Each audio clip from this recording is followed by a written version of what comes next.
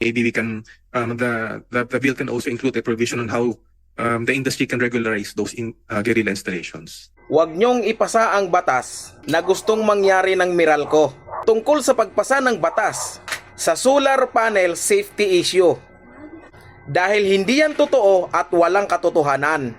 Dahil kung safety issue ang pag-uusapan, ang installation nila wala sa safety procedure. Kaya ito lang ang masasabi ko para sa inyo at para sa ating lahat na inaabuso ng Meralco. Kung sino man ang politiko na susuporta sa gustong mangyaring batas ng Meralco tungkol sa solar issue, huwag nyong iboto sa susunod na eleksyon. I-boycott nyo sila at ipakita nyo sa kanila na wala sa kanila ang kapangyarihan. Nasa taong bayan. Yan ang tatandaan nyo. Bakit pinipilit ng Meralco na manawagan sa Senado upang ipagbawal, kontrolin at hulihin ang mga taong nagpapakabit ng sarili nilang solar panel? Para sa kaligtasan? Delikado? Walang inspeksyon? Matanong ko nga, kailan nyo pa nabili ang araw? At kailan pa nabili ng Pilipinas ang araw? Pati yung energy ng araw, gusto nyong magkaroon ng permit. Baka pati yung paghinga namin, hihingan nyo pa ng tax. Magtapatan nga tayo, huwag kayong magtago sa tunay na dahilan at katotohanan na ayaw ninyong malaman ng taong bayan. Unang-una, pribado kayo, private sector kayo, hindi ba? Negosyo lang ang meron kayo. At huwag nyong ipagmamalaki sa amin na nagbabayad kayo ng tax dahil kami ang nagbabayad ng tax ninyo na nilalagay ninyo sa Meralco bill. Hindi ba?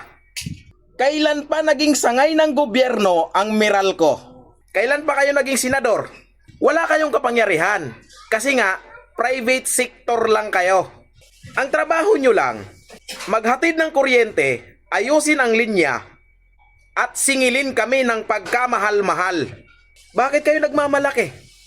Bakit nagmumukha kayong mayor? Nagmumukha kayong pangulo? Sino kayo para manduhan ang gobyerno? At sino kayo para pagbawalan kami sa gagawin namin sa sarili naming bahay? Ang kaligtasan at alituntunin ay trabaho ng Department of Energy, hindi ng Meralco. Yang kaligtasan na sinasabi nyo, isang malaking kasinungalingan. Isa lang naman ang dahilan kung bakit kayo nangingialam. Dahil nawawalan kayo ng kita, nawawalan kayo ng pera dahil sa solar. Bumaba siguro ang benta nyo sa kuryente at mas lalo pang bababa yan. Kaya habang maaga, kailangan pigilan na. Dahil solar ang banta sa kinikita ninyo.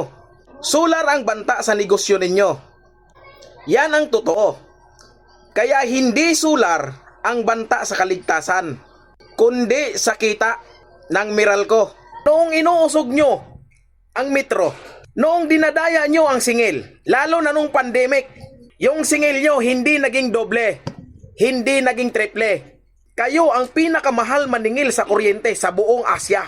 Dahil pati ang tax ninyo, pinapasolder ninyo sa mga consumer. Kaya kumikita kayo nang walang kalugi-lugi. Pero hindi namin sinabing delikado sa amin yun. Nung pagtaas ng singil ninyo, pandaraya ninyo, kaligtasan ba sa amin?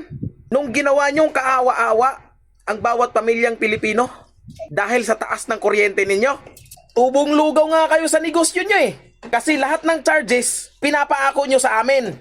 Kami ang nagbabayad.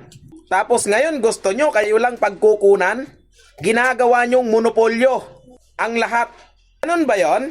Kapag pira ang pag-uusapan, nawawalan ng hiya yung tao, lalong-lalo na sa inyo. Ang titigas ng pagmumukha nyo. Biruin mo, nagbabayad kami ng system loss. Kasalanan ba namin yon?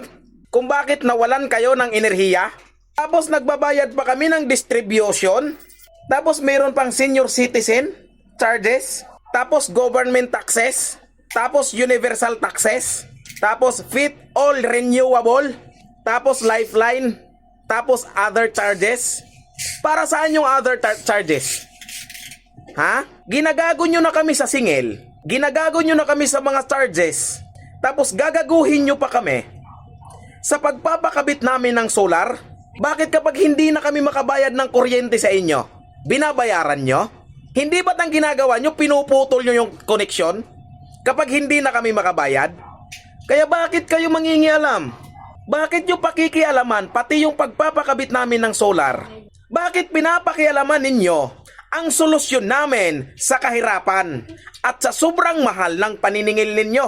Bilang private sector, ano ba ang pakialam ninyo? Ano ang karapatan ninyo na pakialaman kami na mga taxpayers?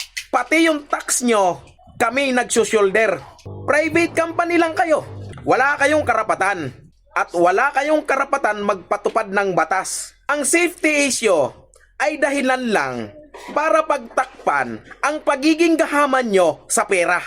Pero ang tunay na layunin nyo talaga ay itali kami sa habang buhay na pagbabayad sa inyo ng kuryente.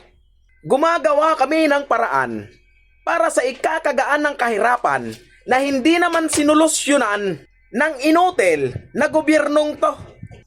Kaya sasabihin ko sa inyo, kung sino man ang politikong buboto na susuporta sa kagustuhan ng Meralco na magkaroon ng permit ang solar at ipagbabawal sa bawat pook ninyo, alam nyo na ang gagawin sa eleksyon.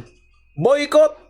At paalala ko lang pala, ito ay sarili ko lamang opinyon, obserbasyon at pagsusuri. Hindi ako nangangampanya o nagpapaliwanag para kanino man.